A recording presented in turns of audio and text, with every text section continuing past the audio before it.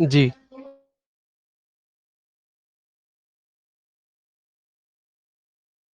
सत्यजीत भाई। सभी जी सभी को नमस्ते, वंदे मातरम। आज दिनांक है 19 जनवरी 2023। व्याख्यान संख्या है 159। आयुर्वेद विषय पे आलोचना सत्र में आप सभी का स्वागत है। वैद्य जी का भी हार्दिक अभिनंदन है। आगे का विषय बताएंगे दीपक भाई। वंदे मातरम। बहुत बहुत धन्यवाद भ्राता। आप सभी श्रोतागण का, सभी इस परिवार से जुड़े हुए सभी बंधुओं का, भाइयों का, मित्रों का, सभी आयुर्वेद प्रेमियों का, सभी रसोई चिकित्सा प्रेमियों का, सभी का मैं हृदय से बहुत बहुत स्वागत करता हूं आज के सत्र में। आज का सत्र सभी भाइयों बहनों के लिए उपयोगी होने वाला है। इस ऋतु में ऋतुचर्या पालन करने वाले सभी भाइयों और बंधुओं को लाभ होने वाला है। तो आज का विषय तिल है।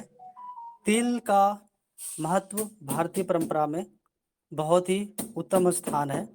तिल के बहुत सारे औषधीय गुण धर्म हैं। ऋषियों ने उस गुण धर्मों को शास्त्रों में पिरोया है, उसको हम सभी समझ सकते हैं। तिल कितने तरह के होते हैं ये भी आपको जानने को मिलेगा। हर एक तिल का क्या क्या गुण धर्म है वो भी जानने को मिलेगा। क्या विविधता है, तिल का हमारे जीवन में क्या योगदान है, औषधीय गुणों में क्या योगदान है, उससे हम क्या क्या रोग ठीक कर सकते हैं, ये सभी विषयों पर जानने को हमें मिलेगा। साथ ही रसोई घर में यह तेल हमें उपलब्ध रहता है। तो रसोई घर में प्रयोग करने वाली जो माताएं बहनें हैं वो तिल से क्या लाभ उठा सकती हैं, अपने परिवार के लोगों को, अपने बच्चों के लिए, परिवारजनों के लिए क्या उपयोगिता सिद्ध कर सकते हैं हम तिलों से, इससे भी जानने को मिलेगा। राजीव भाई अपने क्रांति काल में तिल की बहुत ही महत्ता बताए बताए थे, और उस तिल का प्रयोग करके अनेकों भाई बहनों ने भी उस समय लाभ उठाए थे। आज भी राजीव भाई के व्याख्यान को सुनने वाले लोग तिल के लड्डू बना के खाते हैं। और इस ऋतु में राजीव भाई भी बहुत ही अच्छा माने हैं कि तिल खाना चाहिए, तिल के लड्डू बना के खाना चाहिए। कई सारे रोग हमसे जीवन से जाता है अगर ये ऐसा कुछ होता है तो।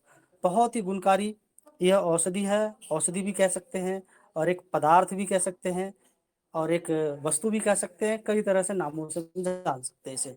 तो इसी सब विषयों पे विस्तार से तिल पर आज वैद्य जी चर्चा करेंगे और उसकी उपयोगिता के बारे में बताएंगे।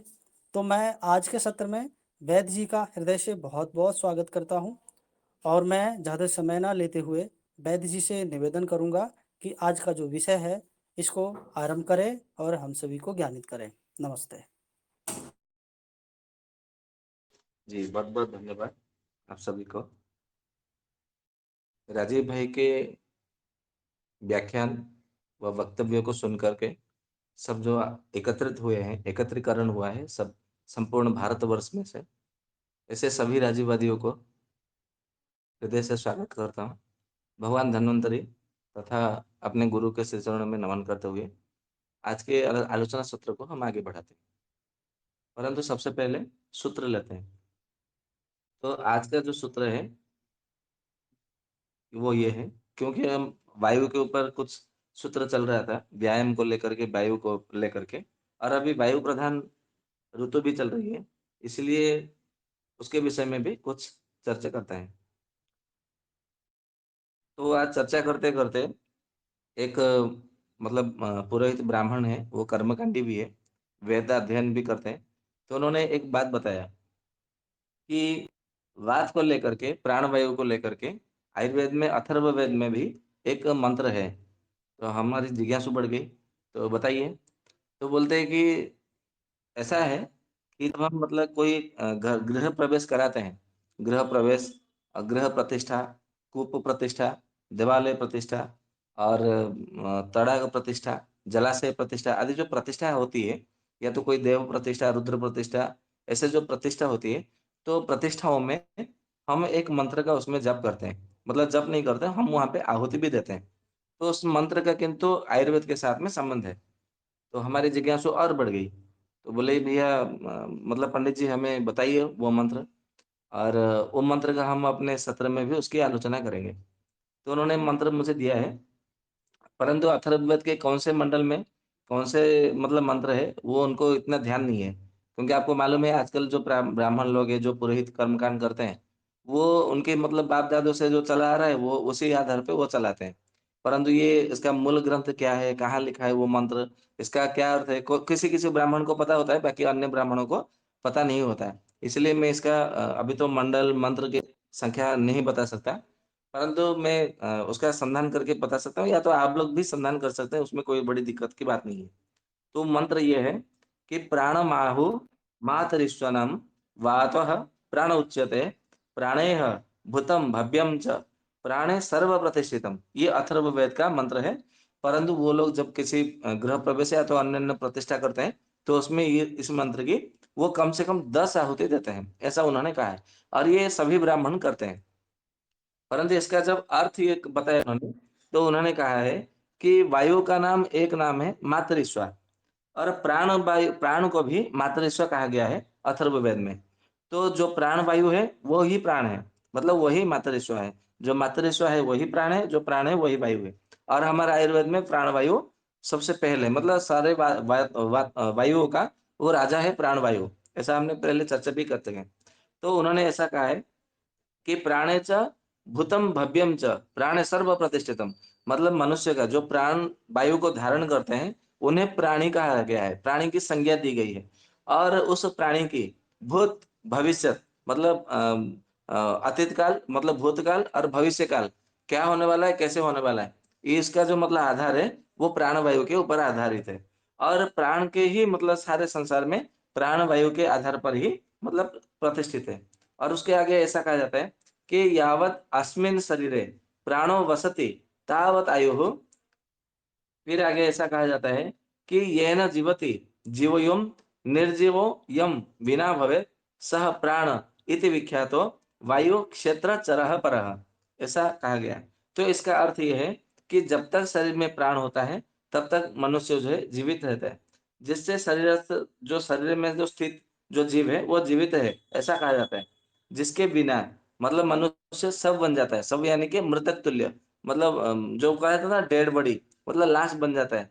तो जिसके बिना वो लाश बन जाता है, शव कहलाता है, वही प्राणवायु है। और शरीर में जो विचरण करता है वो वायु, मतलब सबसे जो प्राणवायु वो सबसे श्रेष्ठ है, ऐसा अथर्ववेद में भी मतलब कहा गया है।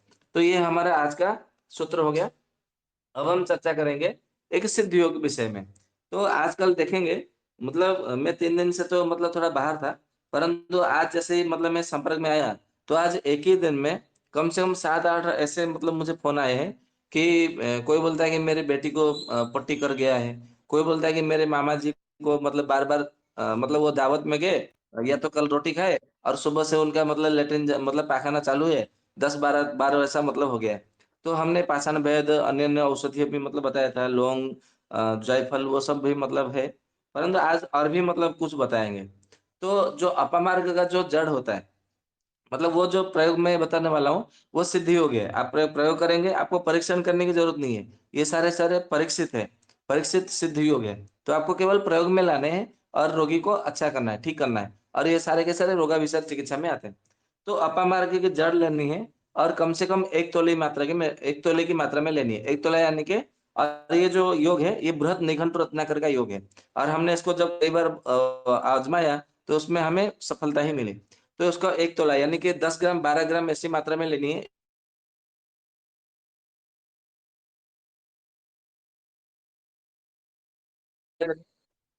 उसको पानी में पीस करके उसको पिला दीजिए। एक ही बार में ही वो ठीक हो जाता है। यदि नहीं हुआ तो दोबारा फिर उसको मतलब पिलाइए। ठीक उसी तरह आपके घर में लाल मिर्च तो होगा ही, घर में जो रसोई घर में, तो लाल मिर्च मतलब लीजिए, कम से कम कितना लेना है, तो 3 मासा के प्रमाण में लेना है। और ये बताया गया है वनौषधि विज्ञान करके जो ग्रंथ है, आचार्य प्रियव्रत शर्मा जी का, मैंने उसमें पढ़ा था कि 3 मासा के प्रमाण मतलब 3 ग्राम के प्रमाण में लाल मिर्च को पीस कर यदि आप किसी को पिला देते हैं, तो कितना भी बार बार जो मतलब जो पाखाना यानी कि जो दस्त लगना, जिसको अतिसार कहा गया आयुर्वेद में, वो अतिसार पूरा ठीक हो जाता है। ठीक उसी तरह और क्या करना है, लौंग लीजिए। लौंग कम से कम 3 ग्राम 4 ग्राम की मात्रा में लीजिए, और उसको क्या करना है, 1 लीटर पानी में उसको उबालिए। उबलते उबलते उबलते कितना लाना है, उसको आधा लीटर या तो 300 ml की पास मतलब लेके आइए। और उसको एक एक कप करके थोड़ा थोड़ा उसको मतलब पानी पिलाए, 10 मिनट के छोड़ करके, 10 मिनट छोड़ करके। तो वो पानी समाप्त होते होते उसका जो पोटी है, पाखाना है, वो पूरा बंद हो जाएगा। आप एक बार उसका प्रयोग करके तो देखिए, निश्चिंतः आपको वो बंद हो जाएगा। या तो फिर और एक काम करिए, प्याज का रस लीजिए 2 चम्मच, उसमें 1 चम्मच मधु मिला करके उसको पिला दीजिए। तो इससे भी जो है पाखाना जो दस्त यानी कि अतिसार होता है, वो पूरी तरह से मतलब ठीक हो जाता है। आप इसको मतलब प्रयोग में लाएँगे, तो निस्संदेह आपको मतलब परिणाम मिलेगा। ठीक उसी तरह जिसको बार-बार जो अतिसार यानी कि दस्त हो के मतलब जो बार-बार लैट्रिन जाते हैं, उनका गला सूख जाता है। वो इसलिए सूख जाता है, गला सूख जाता है, मुँह सूख जाता है, ज़बान सूख जाती है।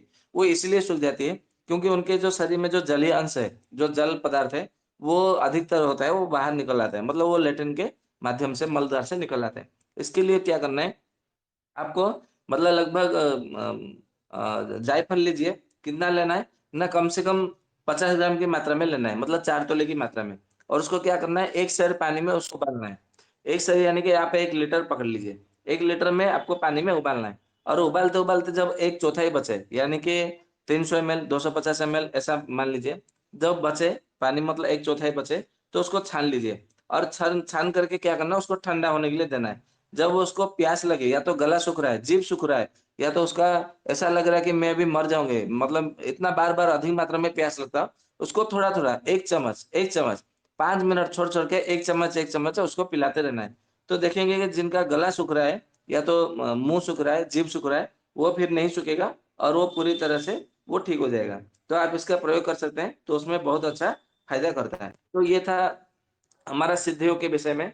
और आज का विषय है, वो हमने तिल के ऊपर मतलब चर्चा करने के लिए विचार किया।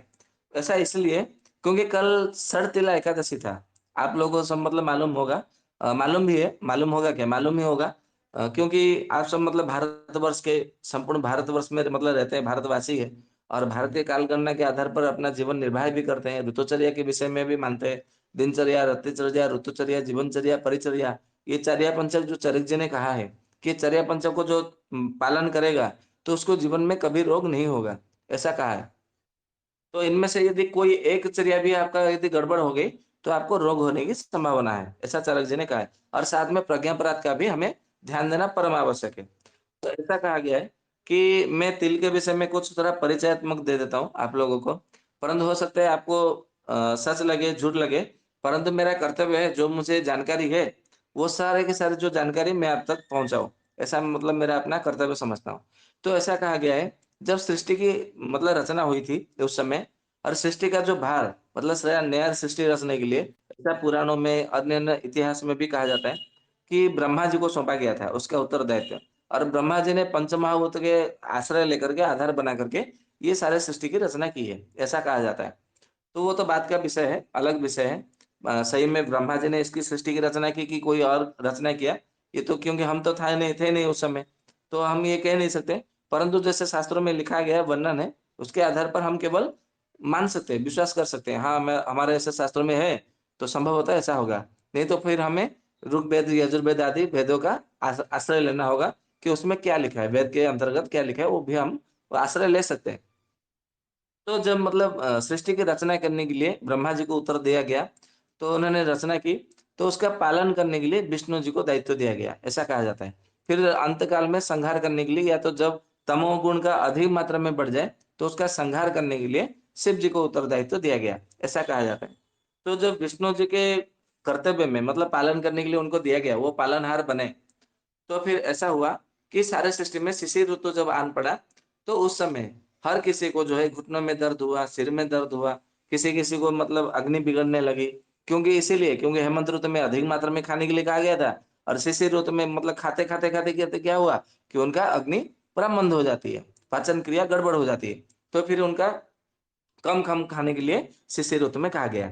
तो उस समय जो है सभी मतलब लोगों ने जाकर के मतलब भगवान विष्णु को थोड़ा स्तुति किया, और किन मतलब मंत्रों से स्तुति किया, वो मंत्र भी ऐसे बताया गया है कि कृष्णम कृष्णम कृपालु तम अगतीनाम गति भव, मतलब हे भगवान श्री कृष्ण, आप मतलब सारे संसार के मतलब जिन मतलब जितने लोग अगति है, जिनको मतलब कोई गति नहीं है, मतलब रास्ता नहीं मिल रहा है, आप उन लोगों के लिए गति यानी कि रास्ते हैं। रास्ते यानी कि आप सबके मार्गदर्शक है। रास्ते यानी कि वो थोड़ी मतलब आप नीचे गिर जाएँगे, आप उनके ऊपर चरण लांघ करके चले जाएँगे, ऐसा नहीं है। आप अगतियों की गति है, यानी कि जिसको कोई रास्ता नहीं मालूम पड़ता, कोई सूझबूझ नहीं होता कि मैं क्या करूं, मैं मतलब कहाँ जाऊं, किससे मतलब इस विषय में चर्चा करूं। तो आप जब भगवान श्री कृष्ण के शरण में चले जाएंगे, तो सबसे मतलब वो मार्गदर्शक, उनसे जैसा मार्गदर्शक कोई नहीं है संसार में। इसीलिए उनको सारे जगत का गुरु कहा जाता है। जगत गुरु, गुरु नाम गुरु, ऐसा कहा गया है श्री कृष्ण जी को। फिर आगे कहते हैं कि संसार अर्णवम मग्नानम प्रसीद पुरुष उत्तम, मतलब हे भगवान श्री पुरुषोत्तम, हे श्री कृष्ण, मतलब ये जो संसार है, भव संसार है, हम इसमें डूबते चले जा रहे हैं, आप हमारे ऊपर कृपा करिए, ऐसा कहा गया है।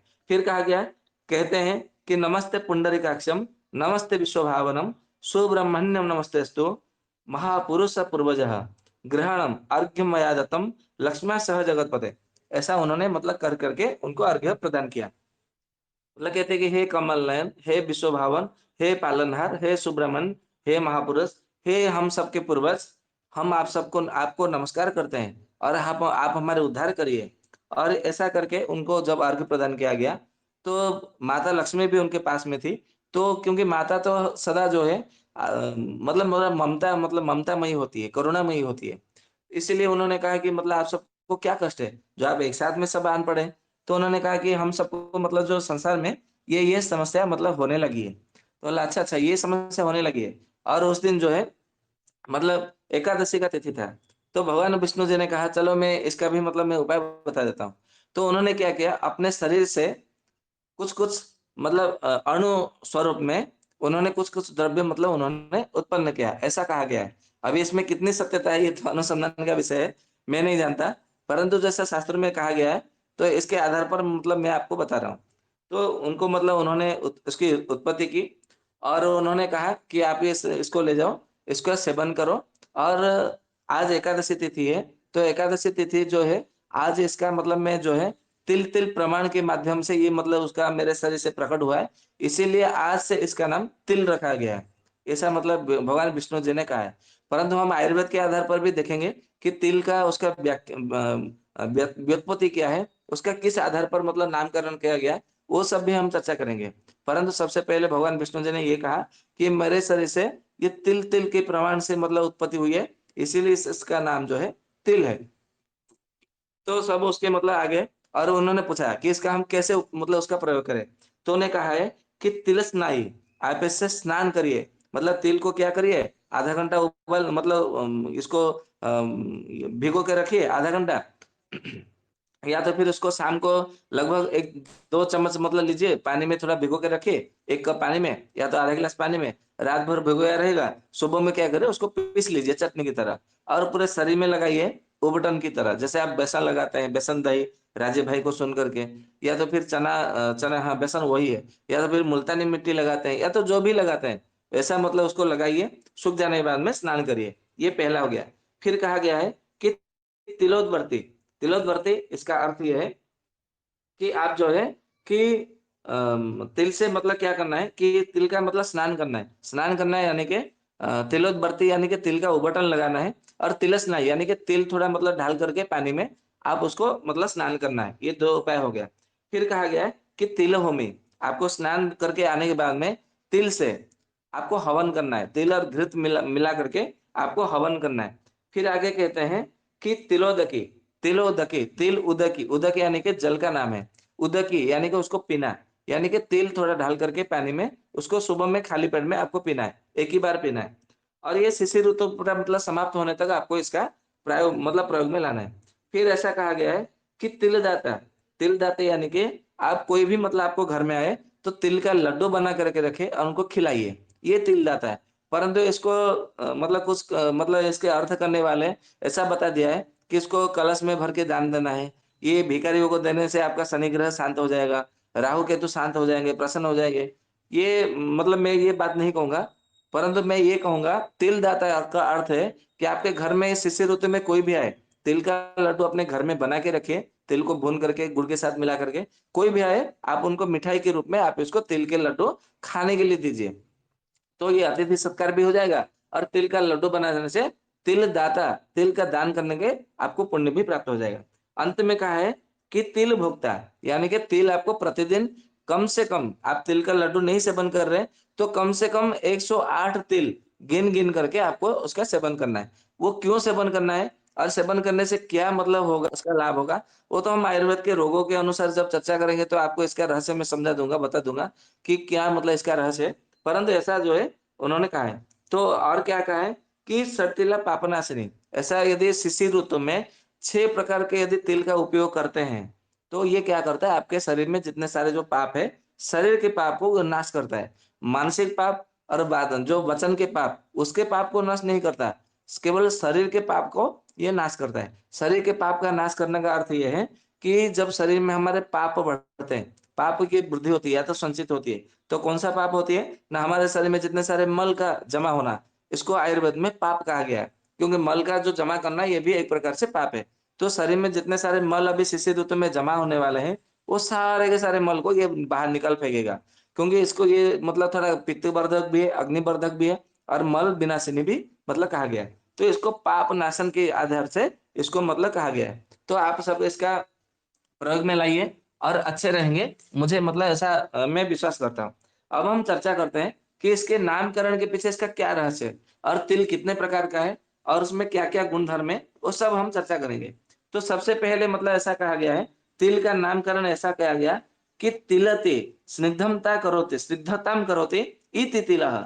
मतलब ये तिलति यानी कि पूरे संपूर्ण शरीर को स्निग्धतम करोति। इसको सेवन करने से, मलने से, उबटन करने से, स्नान करने से, पीने से, आप कैसा भी उसका प्रयोग करिए, ये संपूर्ण शरीर को क्या करेगा? स्निग्धता करेगा। स्निग्धता यानी कि स्निग्ध जो मतलब चिकनापन है, वो हमारे शरीर में चिकनापन को लाएगा। ये इसका मुख्य काम है। इसके लिए क्या करता है कि स्निग्धतम तिलति, ये मतलब हमारे शरीर में पूरा चिकनापन लाता है। इसके लिए इसका नाम जो है तिलति करता है, इसके लिए इसका नाम तिल रखा गया। इसका यही अर्थ मेरे विचार में सही है। तो ये तो हो गया हमारा इसका मतलब नामकरण का मतलब है। अभी हम चर्चा करते हैं कि इसमें ये कितने प्रकार का है और क्या-क्या मतलब उसके गुण-धर्म है, वो सब हम चर्चा करेंगे। तो ऐसा कहा जाता है जो तिल है वो 4 प्रकार के हैं। कोई-कोई बोलते हैं लोग बोलते हैं कि ये 2 प्रकार का है, कोई बोलते हैं कि 3 प्रकार का है। परंतु आप देखेंगे वास्तव में ये 4 प्रकार का है और क्या-क्या 4 प्रकार का है, वो सब हम इस में हम चर्चा करेंगे। तो आप देखेंगे 4 पर सबसे पहले जो है, आपको एक तिल मिलेगा आपको लाल तिल, दूसरा है सफ़ेद तिल जिसको श्वेत तिल कहा गया है और तीसरा मिलेगा आपको कृष्ण तिल। मतलब ये बीज के आधार पर, आप तिल यानी कि क्या है? बीज है, तो बीज के आधार पर आप देखेंगे तो आपको 4 प्रकार के तिल आपको देखने को मिलते हैं। तो सबसे पहले जो होता है, वो लाल तिल मतलब कहा गया है। लाल तिल लाल तिल क्योंकि मतलब गुणों के आधार पर देखेंगे, तो लाल तिल का जो गुण है, वो थोड़ा न्यून है, मतलब थोड़ा कम है, नगण्य। फिर आगे उसके मतलब और अच्छा गुण क्या किस में मिलता है? ना श्वेत तिल में यानी कि सफ़ेद तिल में उससे और थोड़ा गुण अधिक पाया जाता है। फिर आगे कहते हैं कि कृष्ण तिल यानी कि काला तिल और काला तिल ही भगवान के श्री कृष्ण के विष्णु के शरीर में से उत्पन्न हुआ है, ऐसा कहा जाता है। तो काला तिल सबसे श्रेष्ठ है, फिर उसके अलग-अलग मतलब तिल भी मतलब बने हैं और चौथा जो तिल है, वो है बन्य तिल। बन्य तिल उसको कहा जाता है। तो उसके विषय में मतलब ऐसा कहा गया वो बन्य तिल है, अल्प तिल है, ऐसा उसका नामकरण किया गया है। परंतु जो सफ़ेद तिल जो होता है, उसमें से तेल अधिक पाया जाता है। इसीलिए उसका खेती भी बहुत अधिक करते हैं कि उसमें से तेल अधिक निकले और जो काला तिल है उसमें सबसे कम तेल निकलता है। परंतु काला तिल का जो तेल होता है वो सबसे श्रेष्ठ होता है, ऐसा कहा जाता है। परंतु आप तेल अधिक निकल देखेंगे तो सफ़ेद तिल का ही आपका अधिक निकलेगा। इसीलिए उसका अधिक खेती किया जाता है। और जो लाल कलर का जो तिल है, उसको राम तिल के नाम से जाना जाता है। सारे मतलब देखेंगे उत्तर प्रदेश में, उत्तराखंड में और मणिपुर में, मिज़ोरम में या तो फिर इसमें कश्मीर की तरफ आप देखेंगे तो इसको राम तिल के नाम से जाना जाता है। ये लाल लाल जो होता है रक्त तिल, वो राम तिल होता है। परंतु सबसे श्रेष्ठ यदि मैं बात करूँ, ये तो हम चर्चा करेंगे, सभी ग्रंथों में सभी आचार्यों ने काला तिल को सबसे श्रेष्ठ कहा गया कि सर्वश्रेष्ठम कृष्ण तैलम ऐसा मतलब कहा गया है, ऐसे मतलब करके। तो ये तो 4 प्रकार का होता है। आप सब मतलब इसके समझ गए होंगे। परंतु अभी हम इसके देखेंगे कि इसके क्या-क्या गुण-धर्म है, उसमें क्या-क्या दोष है, वो सब हम इसमें मतलब चर्चा करेंगे। तो कहा गया है, ये जो तिल है, ये गुण में गुरु है। गुरु यानी कि थोड़ा देर से पचने वाला है। इसके लिए उसका ज़्यादा मात्रा में सेवन नहीं करना है। आज केवल इसके गुण-धर्म के विषय में चर्चा करेंगे, क्योंकि समय का भी मतलब होगा या नहीं होगा। कल हम उसके प्रयोग विधि के विषय में चर्चा करेंगे। तो ये मतलब इसमें चिकनापन ज्यादा मात्रा में है, इसके लिए ये शरीर को पहुंचते ही ये चिकनापन बढ़ाता है। परंतु इसका इसका यदि हम विपाक देखें तो ये मधुर रस है। मतलब ये जब हजम होता है हमारे शरीर में पहुंचने के बाद में ये मधुर रस को अधिक मात्रा में उत्पन्न करता है। तो मधुर रस क्या करता है? मधुर रस वात और पित्त का शमन करता है और कफ को मात्रा को बढ़ाता है। कफ की मात्रा को बढ़ाता है, परंतु इसमें क्योंकि तेल है और चिकनापन है, इसीलिए कफ को वो दूषित नहीं करता। मतलब हमारे शरीर में कफ यदि ज्यादा बढ़ जाए तो क्या होगा? वो दूषित होगा। दूषित होगा, फिर सर्दी, खांसी, जुकाम, नाक बंद, सर दर्द, साइनोसाइड, ये सब मतलब होगा आपके आपको मालूम है। परंतु क्योंकि इसमें तेल है और चिकनापन है, ये दोनों मतलब है, इसके लिए कफ को बढ़ाता भी है, तो ज्यादा यदि मात्रा में बढ़ जाए तो कफ को निकालता भी है। ये एक गुण इसमें तिल में पाया गया है। तो इसके लिए मधुर रस है, तो इसके लिए आप आराम से बिना किसी संकोच के, बिना किसी भय के आप इसका प्रयोग कर सकते हैं। फिर आगे कहते हैं कि ये मधुर रस तो है, परंतु इसके अणुरस भी है। अणुरस यानी कि उसमें कुछ सहायक रस भी है, यानी कि साथी रस भी है। तो साथी रस भी आप देखेंगे तो इसमें कषाय रस भी है और तिक्त रस भी है। क्योंकि इसमें कषाय रस भी है, इसके लिए उसमें से तेल निकलता है भी है, नहीं निकलता है तो भी कोई बात नहीं, क्योंकि उसमें आपने भून लिया तो तेल जो है वो उड़ जाता है गर्म से। परंतु इसमें कषाय रस है, इसके लिए कफ का शमन करता है। तिक्त रस है, इसके लिए पित्त का शमन करता है। मधुर रस है, इसीलिए वात का शमन करता है। आप देखने जाएंगे वास्तव में ये तीनों दोष का शमन भी करता है, ऐसा हम कह सकते हैं। परंतु अणुरस मतलब कषाय और तिक्त है, इसके लिए ये कफ और पित्त का थोड़ा कम कम मतलब मात्रा में शमन करेगा। परंतु यदि हम इसका वीर्यता के आधार पर देखेंगे तो ये उष्ण वीर्य है, ऐसा कहा जाता है। अब ये उष्ण वीर्य और शीत वीर्य क्या है, इसका थोड़ा रहस्य है, मैं आपको बता देता हूँ कि जो हमारे जो उत्तरायण और दक्षिणायन होता है, तो एक आदान काल होता है, दूसरा विसर्ग काल होता है, ये आप लोग को मालूम है। तो ये जो आदान काल विसर्ग काल में बताऊंगा तो थोड़ा आप लोगों को समझ में नहीं आएगा।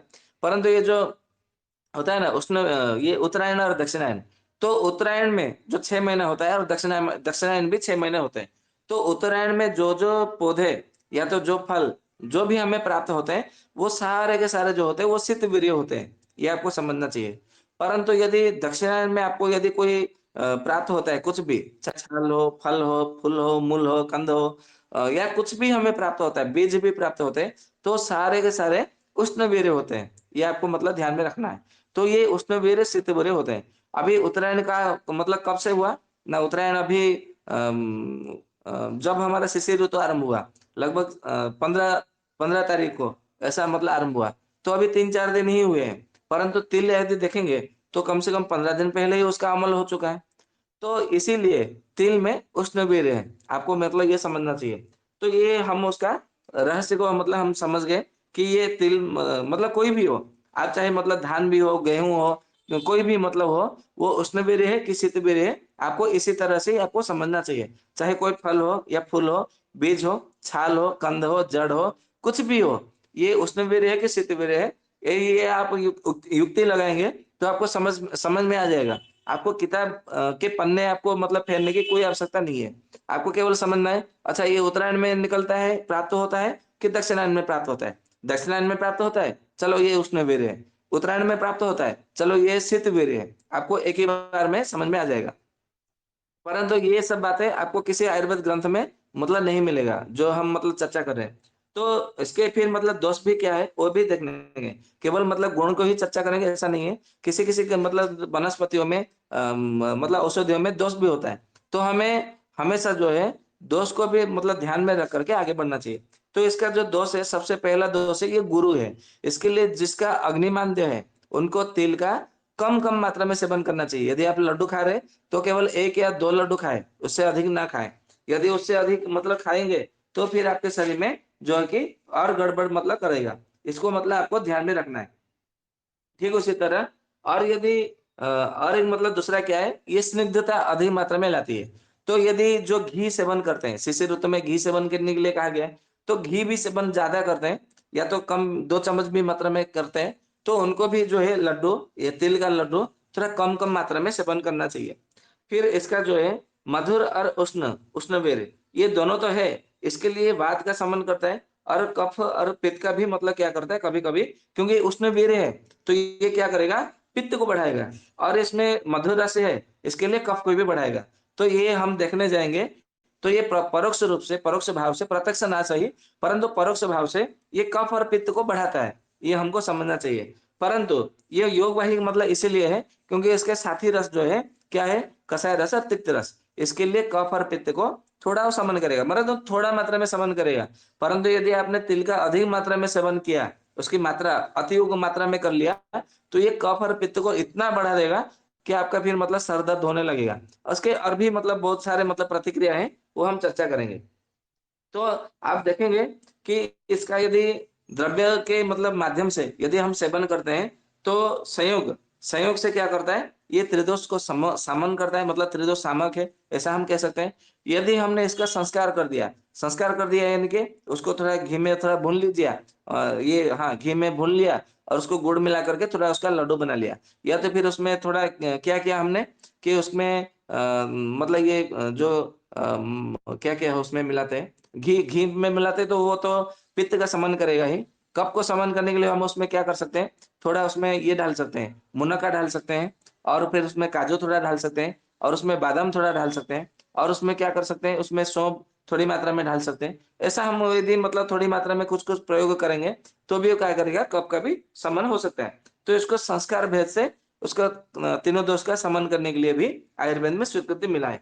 और उसमें देखेंगे हमारे मतलब बाह्य प्रयोग में क्या-क्या कर सकते हैं, तो ऐसा कहा जाता है कि हम तिल का तेल हमारे शरीर में पूरा स्नान करने के लिए, अभ्यंग करने के लिए, यानी कि मालिश, मसाज करने के लिए हम उसका प्रयोग कर सकते हैं। और जहाँ-जहाँ आपके शरीर में दर्द है, वहाँ-वहाँ भी हम इसका मालिश कर सकते हैं। और ऐसा कहा गया है कि जहाँ-जहाँ आपको मतलब ये पता चल रहा है कि मेरे यहाँ रक्त का संचालन नहीं हो रहा है, मेरे यहाँ वायु का संचालन यानी कि ब्लड सर्कुलेशन नहीं हो पा रहा है, तो ये ब्लड सर्कुलेशन तो इसलिए नहीं हो पा रहा है क्योंकि वहाँ पे व्यान वायु का वहाँ पे संचालन नहीं हो पा रहा है, क्योंकि हमने इसका व्यान वायु के ऊपर चर्चा की थी तो बताया था। तो व्यान वायु का संचालन हो, इसके लिए आप तिल का तेल से अभी से, यानी कि अभी शिशिर ऋतु समाप्त होने तक प्रतिदिन आप इसका मालिश कर सकते हैं। फिर आगे कहा जाता है कि जो ये व्रण शोधन की इसका मतलब प्रयोग है। व्रण शोधन और व्रण रोपण ये दोनों का भी मतलब काम है। और क्या मतलब किसके साथ में प्रयोग करना है वो तो हम चर्चा करेंगे, परंतु इसके काम के विषय में मैं आप लोगों को बता देता हूँ, गुण धर्म के विषय में। तो जो घाव मतलब भरता नहीं है, या तो जो घाव सूखता नहीं है, तो इसका तिल का यदि हम प्रयोग करते हैं, तो उसमें बहुत अच्छा परिणाम मिलता है। और एक मैं बात बता दूं, जिसको स्मरण शक्ति नहीं रहता, तो ये तिल का सेवन करने से स्मरण शक्ति बहुत अच्छा बढ़ता है। परंतु ध्यान रहे केवल शिशिर ऋतु में सेवन करना है। बसंत ऋतु आने के बाद में उसको क्या करना है, धीरे-धीरे कम करते जाना है, और बसंत ऋतु अंत तक उसको टोटल मतलब मात्रा में बंद कर देना है। नहीं तो चरक जी ने कहा है, कोई-कोई क्या कहते हैं कि ये गणेश जी को बड़े मतलब प्यारे लगते हैं, प्रिय है। इसके लिए कोई-कोई क्या करता है कि गणेश जी का पूजन करते हैं पूरे 12 महीना, सालों-साल तक, वर्षों-वर्षों तक ये तिल का लड्डू मतलब प्रतिदिन सेवन करते हैं। तो उन लोग को देखेंगे कि उनको अर्बुद हो जाएगा, ग्रंथियाँ उनको मतलब रोग हो जाएगी। या तो आगे कहा है कि आगे भविष्य में जाकर के उनके शरीर में कैंसर होने की संभावना है, मतलब ब्लड कैंसर होने की संभावना है। इसीलिए तिल को जो है वसंत ऋतु समाप्त होने के बाद में उसको बंद कर देना है। मतलब उसका लड्डू नहीं खाना है। फिर यदि हम देखेंगे कि हमारे पाचन संस्थान के ऊपर इसका क्या प्रभाव पड़ता है, तो पाचन संस्थान के ऊपर ऐसा प्रभाव पड़ता है क्योंकि इसमें मतलब स्निग्धता गुण है, यानी कि चिपचिपा गुण है, चिकनापन है। तो ये क्या करता है कि हमारे दाँतों को मजबूती देता है। दाँतों को है ना, दाँतों को बल देगा, दाँतों को मजबूती देगा। तो जो लोग चाहते हैं कि मतलब मेरे दाँत मसुड़े, कमज़ोर है, दुर्बलता है, शिथिलता है, दाँत मेरे हिल रहे हैं, मुझे मतलब कुछ भी खाता हूँ तो मुझे दर्द होने लगता है, या तो मेरा शीतल पानी, ठंडा पानी या तो गर्म पानी कुछ मतलब लग जाता है, तो सेंसिटिव मतलब हो जाता है। तो सेंसिटिव टूथपेस्ट लाने के लिए डेंटिस्ट आपको परामर्श देते हैं। तो बिल्कुल मत करिए, केवल शिशिर ऋतु में आप तिल का लड्डू खाइए। तिल का लड्डू नहीं खा पा रहे, तो पानी में डाल करके कम से कम 108 या तो फिर आधा चम्मच काला तिल डाल करके वो पानी को पी लीजिए। आपको चबाने की आवश्यकता भी नहीं है। वो तिल मतलब जब आपके शरीर में आमाशय में पहुँचेगा, वो पाचन क्रिया होगा मतलब पचेगा, तो आपके दाँतों को भी मतलब शक्ति देगा। पूरा धीरे-धीरे सेंसिटिव पूरा समाप्त हो जाएगी। आप इसको प्रयोग करिए, तभी उसको आपको परिणाम मिलेगा। फिर ऐसा है कि उष्णवीर्य है, इसलिए क्या करेगा ये दीपन का काम करेगा। उष्णवीर्य क्या करता है? दीपन का काम करता है। दीपन यानी कि भूख लगाना, यानी कि अग्नि को बढ़ाना, ये काम करता है। इसके लिए आपको भूख बढ़ाने के लिए भी बहुत अच्छा है। क्योंकि हमने हेमंत ऋतु में अधिक मात्रा में सेवन किया, तो इससे क्या होता है अग्नि थोड़ा मंद पड़ जाता है। तो इसके लिए तिल का सेवन करने के लिए कहा गया है। और ऐसा कहा गया है कि ये ग्राही है। ग्राही यानी कि क्या होगा कि जब हमारा अग्नि जब विकृत हो जाता है, तो हमें फिर क्या हो जाता है, हैजा हो जाता है। हैजा यानी कि अतिसार होने लगता है। परंतु यदि आपने एकादशी तिथि से ही तिल का सेवन करना आरंभ कर दिया, तो ये ग्राही हो जाएगा। ग्राही यानी कि आपका मल-मूत्र को अधिक मात्रा में नहीं जाने देगा। वो संग्रह करेगा। मतलब यदि आपको अतिसार है, तो अतिसार को भी ये ठीक करेगा। ये आपको ध्यान रखना चाहिए। ठीक उसके साथ में क्या है कि शूल प्रशमन है। शूल प्रशमन यानी कि आपके शरीर में यदि कहीं पे दर्द है, तो दर्द को भी दूर करेगा। आपको मतलब मान लीजिए कि अभी अभी के समय में किसी के हाथ में दर्द है, पैर में दर्द है, कमर में दर्द है, घुटनों में दर्द है, सर में दर्द है, गले में दर्द है, छाती में दर्द है, कहीं पे भी दर्द हो, केवल तिल का सेवन करना आरंभ कर दीजिए। तो आपको देखेंगे धीरे-धीरे आपका जो व्यथा है, यानी कि जो दर्द है, यातना, वेदना है, वो धीरे-धीरे शमन हो जाएगा। ठीक उसी तरह ये हमारे रक्त वाहक संस्थान के ऊपर काम करता है, तो इसके विषय में कहा गया है कि कोई भी मतलब हमारे अंग-प्रत्यंग से यदि रक्त का स्राव होता है, तो रक्तस्राव को रोकने के लिए ये बहुत अच्छा मतलब काम करता है। परंतु यदि आपके शरीर में दूषित रक्त रुका हुआ है, तो उसको भी बाहर निकालने का काम यही करता है। इसके लिए जब हम मतलब कोई मतलब स्त्री का कोई मतलब माता-बहनें का, महिलाओं का मासिक धर्म खुल कर के नहीं आता है, बंद हो जाता है, तो क्योंकि वो दूषित रक्त होता है, जो आर्तव कहा जाता है, वो दूषित रक्त है। तो दूषित रक्त को बाहर निकालता है, परंतु विशुद्ध रक्त को वो रोक के रखता है। मतलब यदि किसी का कहीं पे कट गया या तो मतलब ये दुर्घटना हो गई और रक्त अधिक मात्रा में जा रहा है, या तो आपको मतलब अधिक रक्तस्राव हो रहा है, यानी कि हेवी ब्लीडिंग हो रही है और वो विशुद्ध रक्त है, तो उसको रोकने का काम भी ये तेल कर लेता है। तो इसको आपको यदि दूषित है, तो गंदा रक्त है, गंदा खून को वो बाहर निकाल देगा, अच्छा खून है, तो वो बह रहा है तो उसको बंद कर देगा। ये दोनों ऊपर मतलब वो बहुत अच्छा काम करता है। इसके लिए तिल का सेवन करना ही चाहिए। ठीक उसी तरह श्वसन संस्थान में यदि हम देखेंगे, तो श्वसन संस्थान जब हमारा सूख जाता है, शुष्क हो जाता है, तो हमें खाँसी होती है, श्वास फूलता है, दमा मतलब दमाई का दौर पड़ता है, या तो फिर हमारा गले से आवाज़ नहीं निकल पाती। क्योंकि इसमें चिकनापन ज़्यादा है, तो ये सूखा को मतलब जल्दी ठीक करेगा। क्योंकि सूखा का काम किसका है? वायु का है। चिकनापन काम किसका है? तो कफ का है। तो वायु का विपरीत कफ है और कफ जो है वायु को समन करता है। इसके लिए जब हम इसका अधिक मात्रा में सेवन करेंगे, तो इसी समय में क्या होता है कि अधिक मात्रा में श्वास रोग होता है। तो श्वसन संस्थान को ये बहुत अच्छा काम करता है। इसीलिए प्रतिदिन तिल का सेवन करना चाहिए। तो अभी मतलब देखेंगे कि मूत्रवाहिनी संस्थान में क्या काम करता है। तो मूत्रवाहिनी संस्थान में भी ये क्योंकि उष्णवीर्य है, तो जितने सारे उष्णवीर्य क्या करते हैं, मूत्र की मात्रा को कम करते हैं। यानी कि जिसको बार-बार पेशाब लगता हो, तो पेशाब की मात्रा को कम करता है। परंतु आप यदि शीतवीर्य का अधिक मात्रा में सेवन करेंगे, तो आपको अधिक मात्रा में मूत्र होगा। ये इसका मतलब सूत्र है आयुर्वेद के आधार पर। तो जिनको बार-बार पेशाब होती है, तो उनको फल जो शीतवीर्यात्मक जो जितने सारे फल हैं, उनको सेवन करने के लिए मना किया गया है। और गन्ने का सेवन करने के लिए कहा गया है, क्योंकि गन्ना जो है उष्णवीर्य है। तो जितने सारे आप उष्णवीर्य का सेवन करेंगे, तो सारे के सारे क्या होंगे, वो आपके मूत्र के परिमाण को कम करेंगे। आपको यदि प्रमेह है, बहुमूत्र है या तो फिर मधुमेह है, मतलब कोई भी मतलब आपको कोई ऐसा कारण है, जिसके कारण बार-बार पेशाब लग रहा है, तो जो उष्णवीर्यात्मक जो फल है, आप उसका सेवन करेंगे, तो आपको उसका बहुत अच्छा परिणाम मिलेगा। मतलब आपको किसी भेषज की यानी कि किसी दवाई की आपको आवश्यकता नहीं है। ये सब सूत्र है और आप लोग ये सब जब सूत्र को समझ लेंगे आयुर्वेद का, तो चिकित्सा करना बहुत सरल हो जाएगा, बहुत सहज हो जाएगा, सुगम हो जाएगा। ठीक उसी तरह जब हम प्रजनन संस्थान के ऊपर मतलब यदि चर्चा करेंगे, आयुर्वेद की मतलब शरीर क्रिया, शरीर रचना के आधार पर, तो देखेंगे ये उष्णवीर्य है, तो उष्णवीर्य किन-किन मतलब क्षेत्रों में काम करता है? तो हमारे प्रजनन क्षेत्र के ऊपर काम करता है। मान लीजिए कि किसी का कोई बोलता है कि मतलब मुझे उत्तेजना नहीं आती, मानसिक उत्तेजना, शारीरिक उत्तेजना नहीं आती, या तो मुझे फिर मतलब इच्छा नहीं हो रही है, या तो फिर कोई-कोई बोलते हैं कि मेरा जो है कि मतलब मेरा आर्तव रुक गई है, मतलब मासिक धर्म खुल कर के नहीं आ रहा है। तो उसमें क्या करना चाहिए? हमें उष्णवीर्य का मतलब हमें औषधियों का प्रयोग करना चाहिए, या तो हमारा घरेलू उपचार भी मतलब कोई करते हैं, तो भी हमें उष्णवीर्यात्मक ही औषधि देना चाहिए। परंतु यदि मतलब मान लीजिए कि आपने घर में मतलब मसाले हैं, तो आपने धनिया का प्रयोग कर लिया, तो धनिया क्या है? तो धनिया तो शीतवीर्यात्मक है, तो फिर वो शीतलता ला देगी, तो आपका फिर मतलब जो इच्छा है, वो कम कर देगी। तो यदि ठीक उसी तरह जितने मतलब कोई ऐसे द्रव्य है तो आपने उसका सेवन कर लिया और वो शीतवीर्यात्मक है, कोई फल है, कोई मूल है, कंद है, तो फिर क्या होगा? उसका फिर आपको विपरीत आपको परिणाम मिलेगा। इसके लिए आपको ये जान लेना चाहिए कि शीतवीर्य है कि उष्णवीर्य है। आपको उसके आधार पर सेवन करना चाहिए, प्रयोग करना चाहिए। क्योंकि ये उष्णवीर है, इसके लिए प्रजनन संस्थान के ऊपर भी बहुत अच्छा काम करता है। और आप देखेंगे कि हमारे शरीर में ये बल्य संस्थान में काम करता है कि नहीं, मतलब सप्तमीकरण के आधार पर, क्योंकि ये स्निग्ध गुण है और मधुर रस है, इसलिए क्या करेगा ये, बल को भी मतलब ये प्रयोग करेगा, मतलब बल भी देगा। और क्योंकि इसमें स्निग्धता गुण है और बाह्य प्रयोग की मतलब कर सकते हैं, तो ये त्वचा का धातु, त्वचा के ऊपर भी बहुत अच्छा प्रयोग मतलब मतलब इसका प्रयोग होता है। तो ये तो था कुछ मतलब आपको बताने की तिल के ऊपर, उसके गुण-धर्म के ऊपर, और उसके मतलब जो प्रयोग है, प्रयोग तो मतलब बहुत सारे हैं, परंतु आज मैं केवल आपको ये बता दूँ कि जैसे कि मतलब भाव प्रकाश में मतलब बताए हैं, और उसके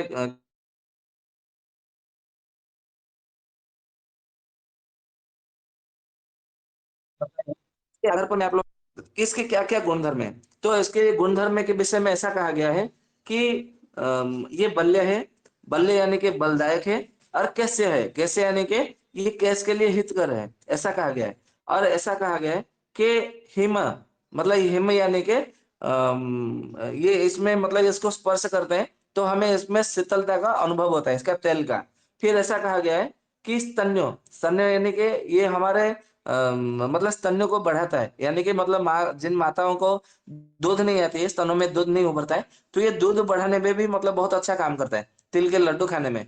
परंतु ये शिशिर ऋतु में ही बहुत अच्छा फायदा करता है। इसके लिए आप इसका सेवन करेंगे, तो ये मतलब दूध को भी मतलब मात्रा को बढ़ाएगा।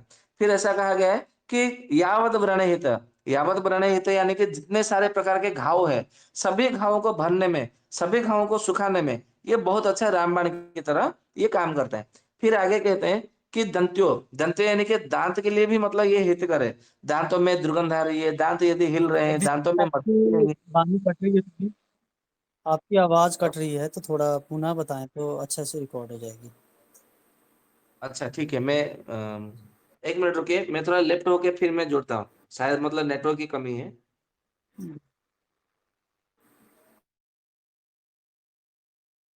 वंदे मातरम। अभी मेरी आवाज़ आ रही है आप लोगों को? हाँ, गुण धर्म फिर से बताएं।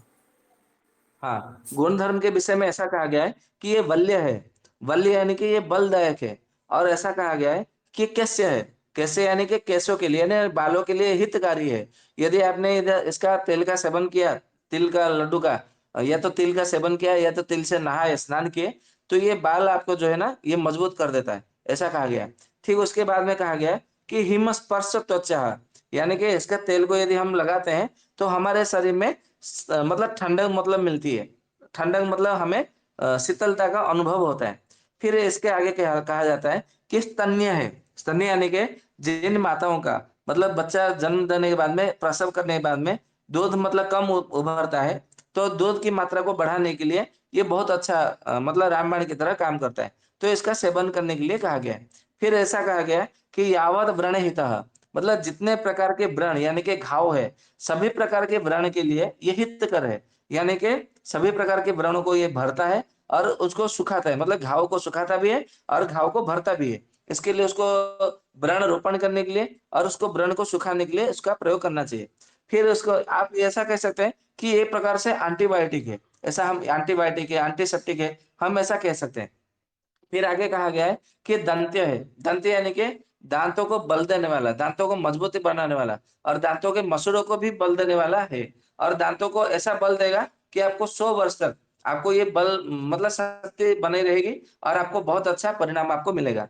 और आगे ऐसा कहा गया है कि ये मतलब मूत्रकृत ग्राही है, मतलब अल्प अल्प मृतकृत है। अल्प मृतकृत यानी कि ये पेशाब को कम लाने वाला है, क्योंकि इसमें उष्णवीर्य है और इसलिए ये मूत्र को कम लाने वाला है, कम करने वाला है। और ऐसा कहा गया कि ग्राही है। ग्राही यानी कि मल को, मूत्र को, पसीने को ये कम-कम मात्रा में लाएगा।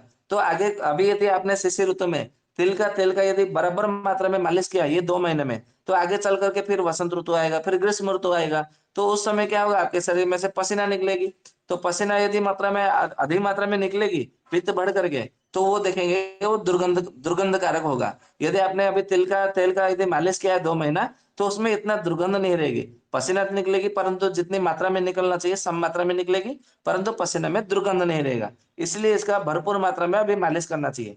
फिर आगे कहा है कि वातज्ञ है। वातक नहीं, यानी कि ये वायु को समान करता है, ऐसा कहा गया है। फिर कहा गया है कि अग्नि मतिप्रत है, यानी कि इसका अर्थ ये है कि जठराग्नि को बढ़ाता है। जठराग्नि को बढ़ाता है, इसका अर्थ है कि दीपन करता है, भूख को बढ़ाता है। इसके लिए भूख को यदि बढ़ाना हो तो तिल का अधिक मात्रा में सेवन करना चाहिए। और ऐसा कहा गया है कि मतिप्रिय, मतिप्रिय यानी कि हमारे बुद्धि को भी बढ़ाता है और स्मरण शक्ति को भी ये बढ़ाता है कम कम मात्रा में। इसके लिए आप इसका मतलब सेवन कर सकते हैं। ठीक उसी तरह आगे कहा है कि अ, ये वीर्य को मतलब वर्धक, मतलब जो काला तिल है ये वीर्यवर्धक है, ऐसा कहा गया है कि कृष्ण श्रेष्ठतमस्तेषु और वीर्यवर्धनम, ऐसा कहा गया है। मतलब ये जितने जो 4 प्रकार के जो तिल है, इनमें से जो काला तिल है, काला तिल का सेवन करने से हमारा वीर्य को भी बढ़ाता है। और ये मध्यम शीत है, ये मतलब जो सफेद रंग का है वो कम मात्रा में, मतलब मध्यम वर्ग में वो आता है। इस प्रकार से इसका मतलब कहा गया है। और जो जंगली तिल होता है, जो अपने आप में उठा मतलब उड़ जाता है, उसको अल्प तिल या तो वन्य तिल, जंगली तिल, अरण्य तिल ऐसे नामों से जाना जाता है, जो कि उसमें बहुत मतलब गुण जो है उसके कम है। तो ये था आज तिल के विषय में, परिचयात्मक के विषय में आज कुछ चर्चा करने का, कुछ कुछ मतलब हमारे शरीर में कैसे काम करता है, किन किन संस्थानों पर काम करता है, परंतु किस किस के मतलब सहयोग से प्रयोग करेंगे, कैसे प्रयोग करेंगे, जिससे कि हमें बहुत अच्छा परिणाम मिलेगा। और कुछ-कुछ मतलब मेरा निजी अनुभव है और अन्य-अन्य वैद्यों का भी जो मतलब अनुभव है, वो सारा का सारा जो अनुभव हम आपको कल चर्चा करेंगे, जिससे कि आप लोग भी मतलब बहुत अच्छा लगेगा, मज़ा आनंद आएगा। तो मैं अपने व्याख्यान को यहीं पे विराम देता हूँ। अभी ऐसे भी 9-8 हो रहे, तो आप लोगों का कोई यदि शंका हो, संदेह हो, तो उपस्थापना कर सकते हैं। यदि कोई प्रश्न हो तो उपस्थापना कर सकते हैं। वंदे मातरम। वैद जी वंदे मातरम। हाँ जी, वंदे मातरम। वैद जी ये एक पूछ रहा था मैं, जैसे शिशिर ऋतु चल रहा है, जब आप बता रहे थे तो आप बोल रहे थे कि शिशिर ऋतु में मतलब तेल की मालिश नहीं करें, तो तिल तेल की कर सकते हैं फिर, या मतलब कोई भी तेल की नहीं करनी थी, वो बोलना चाह रहे थे आप? नहीं, सबसे पहली बात है कि जो शिशिर ऋतु की चर्या के ऊपर जो चर्चा हुई है, हमने वहाँ पे सिर में लगाने के लिए मना किया है। सिर यानी कि मस्तिष्क, मतलब जो हेड होता है, सर बोलते हैं ना उसको, सर में लगाने के लिए मना किया है। शरीर पे तेल लगाने के लिए मना नहीं किया है शिशिर ऋतु में, सिर में लगाने के लिए मना किया गया। आप उसको ध्यान से सुनिएगा। जी जी, अभी ठीक है वैद जी। जी। वैद जी वंदे मातरम। हाँ जी, वंदे मातरम भैया। वैद जी शुरू में आपने एक उपाय बताया था, जैसे कि लाल मिर्च के लिए, उससे पहले एक बताया था कि अपर मार्ग का, वो उसमें आपकी आवाज कट गई थी, वो आप क्लियर कर दोगे तो बहुत अच्छा रहेगा। जी, जी, जी। वो हमने ऐसा कहा था कि जो बृहत निघंटु रत्नाकर है, उसमें एक योग बताया गया है कि जो अपमार्ग का जड़ है, उसको 1 तोले की मात्रा में लेके आना है और उसको पानी में पीस करके आप उसको पिला देना है। तो देखेंगे जिनको बार-बार, बार-बार जो अतिसार यानी कि जो दस्त होते हैं, वो पूरी तरह मतलब एक ही मात्रा में, किसी-किसी को 2 मात्रा आवश्यकता होती है, परंतु एक ही मात्रा में ही, एक ही डोज़ में ही वो ठीक हो जाता है। जी वंदे मातरम, आभार। जी। जी। वंदे इसमें आभार मातरम का वैद वंदे है जी। भैया। मातरम भैया। हाँ जी, वंदे मातरम। तो ये वैद आपका जी मार्ग जो ये है उसको फिर छानना पड़ेगा भैया, कि ऐसे ही देना है? नहीं, नहीं, छानना नहीं है, पीस करके पिला देना है। कोई छानने की आवश्यकता जी नहीं है। आपको अपमर्ग जड़ लेके आइए और उसको धो लीजिए पहले, उसमें मिट्टी-बिट्टी लगी होगी। धोने के बाद में उसको पीस लीजिए, पूरा पानी पूरा ऐसा पूरा पतला करके पूरा पीस लेना है। पीस करके ऐसे ही पिला देना है, उसको निचोड़ना नहीं है, छानना नहीं है, कुछ नहीं करना है। जी, वंदे मातरम। जी, वंदे मातरम। वंदे मातरम वैद जी। हाँ जी, वंदे मातरम, वंदे मातरम। बोलिए। वैद जी ये रात में तिल को नहीं खाना चाहिए क्या? ऐसा सही है क्या? और दूसरा प्रश्न कि ये शिशिर ऋतु में सिर सिर पे तेल क्यों नहीं लगाना चाहिए तिल का? हाँ, बहुत अच्छा प्रश्न है। रात में तिल नहीं खाना चाहिए, ऐसा जो लोग बोलते हैं, वो गलत बोलते हैं। क्योंकि तिल का मतलब जो गुणधर्म है, वो ऐसा है कि हमारे मतलब मूत्र को कम करता है, मूत्र की मात्रा को। तो जिनको शैया मूत्र होती है ना, मतलब शैया मूत्र यानी कि जो बिस्तर पे पेशाब कर देते हैं, या तो पेशाब के लिए, मूत्र त्याग के लिए, दिन रात को उनको 1 बार, 2 बार, 3 बार ऐसा उठना पड़ता है। तो यदि वो रात को भी सेवन करेंगे, तो वो उठना नहीं पड़ेगा उनको, मतलब उनकी नींद नहीं टूटेगी। क्योंकि नींद होता है ना बहुत अच्छा, मतलब ऐसा कहा जाता है कि कोई 1 लाख रुपया दे दे और एक रात सोने के लिए दे दे, मतलब बोले तो दोनों में एक ही मतलब बात होती है, ऐसा कहा जाता है। वो पुराने जमाने की मतलब कहावत है। उसमें मतलब सत्यता ही है, क्योंकि आपको मतलब नींद नहीं आ रही है तो आपके शरीर में रोग उत्पन्न होगा, तो उसमें लाखों रुपए खर्च हो जाएंगे। इसलिए कोई एक रात मतलब भरपूर नींद दे दे और 1 लाख रुपया दे दे, तो दोनों कहावत दोनों बातें एक जैसे ही है, एक सा ही है। तो इसके लिए रात में, दिन में ऐसा कुछ नहीं है, आप उसका सेवन कर सकते हैं। जहाँ पे भी रात को सेवन करने के लिए किसी चीज़ का निषेध होगा, तो मैं आपको पूछने से पहले ही मैं बता दूँगा कि इसमें ये रहस्य है, ये गुण है, ये दोष है, इसलिए आपको इस समय सेवन नहीं करना चाहिए। उसका पूरा विधि के साथ में मैं बता दूँगा, ठीक है? और आपने जो कहा शिशिर ऋतु में सर पे तेल मालिश नहीं करना चाहिए, इसका कारण क्या है? इसका कारण ये है कि आपने हेमंत ऋतु में सर में और पूरे शरीर में तेल मालिश करने के लिए कहा गया है, और यहाँ तक कि सिरोधारा, सिरोपिच्छू, सिरोबस्ती वो सब लेने के लिए कहा गया है शिशिर ऋतु में। तो ये तो बात हो गई हेमंत ऋतु की। तो अभी क्या करेगा इस समय में शिशिर ऋतु में वात और कफ दोनों मतलब दोष जो है बढ़ते हैं। यहाँ पे आपको ध्यान देने की जरूरत है। तो दोनों दोष तो बढ़ते ही बढ़ते हैं, और साथ में जैसे ही सूर्य भगवान अभी उत्तरायण में आ रही हैं, मतलब उत्तरायण में हुआ उनका, और उत्तर गति में उनका क्या होता है, उत्तर यानी कि वृद्धि होना, दक्षिण यानी कि घटना। उसके आधार पर उत्तर और दक्षिण ऐसा नामकरण किया गया है। तो उत्तर तो बुद्धि होना यानी कि उनका जो तेज है, प्रखर किरण है, वो बढ़ता जाता है। और सूर्य भगवान का जो किरण में क्या होती है, उसमें एक प्रकार से अग्नि होती है, तेज होती है। तेज यानी कि उसमें दाहिका शक्ति होती है, ऐसा आयुर्वेद में कहा गया है। पदार्थ विज्ञान में जब हम चर्चा करेंगे तो उसमें पूरी एक एक बात को पूरे विस्तार से बताया गया है। पदार्थ विज्ञान में सबसे पहले चर्चा करना चाहता था, परंतु सबसे पहले यदि मैं पदार्थ विज्ञान के ऊपर चर्चा करूं तो लोगों को विरक्त लगेगा, इसलिए मैंने उसको मतलब नहीं किया। शरीर क्रिया के ऊपर अभी चर्चा कर रहे हैं, परंतु यदि कभी अवसर मिला तो पदार्थ विज्ञान के ऊपर भी हम चर्चा कर लेंगे। जिससे कि आपके बहुत सारे जो शंका है, जो दुविधा है, संकोच है, वो सारे के सारे शंका दूर हो जाएगा। तो पदार्थ विज्ञान के आधार पर जब हम मतलब ये तेल लगाते हैं शिशिर ऋतु में सर पे, तो भगवान सूर्य का जैसे ही प्रखर किरण उसमें पड़ता है, तो एक प्रकार से दाहिका शक्ति बनती है। दाहिका शक्ति बनता है तो फिर क्या करता है, हमारा तर्पक कफ को सुखा देता है। तर्पक कफ के साथ में बोधक कफ को भी वो सुखा देता है, जो आगे चल करके हमारे शरीर में कफ नाशक रोग, विभिन्न प्रकार के रोग होते हैं, और हमारे स्नायुगत रोग होता है, स्नायुगत वात रोग हमारे होने की शरीर में संभावना है। जिससे कि हमारा श्वास रोग होगा, फुस्फुस जनित रोग होगा, हृदय को जकड़ लेगा, हृदय संबंधी रोग होंगे, और गले के संबंध मतलब रोग होंगे, उदन वायु को मतलब विकृत कर देगा। इसलिए कहा गया है क्योंकि वो पित्त को बढ़ा देता है, आलोचक पित्त को भी बढ़ा देता है, जिससे कि आपका क्या होगा, आंखों के संबंधित विभिन्न प्रकार के रोग होने की संभावना है। इसलिए आपको मतलब सर में तेल मत लगाओ, जिससे कि आप इनको मतलब आपके शरीर में रोग ही नहीं हो। रोग होगा तो आपको फिर विभिन्न प्रकार के औषधियों के पीछे, विभिन्न प्रकार के औषधि सेवन करने के लिए पैसा खर्च करना पड़ेगा। तो आपको शरीर की दाहिका शक्ति का संग्रह मत करो, और फिर आपको ये शरीर में रोग नहीं होगा। इसके लिए सरल सूत्र है कि आपको सर में नहीं तेल लगाना है। ठीक है जी। क्योंकि तेल का जो जी होता है भाई ना, जी। तेल तेल मतलब आप लगाएंगे तो आप देखेंगे कि आपके शरीर में बहुत ज्यादा जल्दी गर्मी बढ़ जाएगी। इसीलिए तेल को लगाने के लिए मना किया गया है, और कोई कारण नहीं है। जी भाई जी, अगर जी तो वैद्य शिशिर यहाँ ऋतु पे में भाई जी कोई भी नारियल तेल नहीं तेल का लगाए। योग करे तो? कृपया कोई एक जन बोले ना, दो दो जन बोलते हैं तो सुना ही नहीं दे रहा है।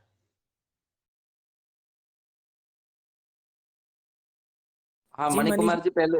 हाँ, बोल दीजिए, क्या बोल रहे थे आप?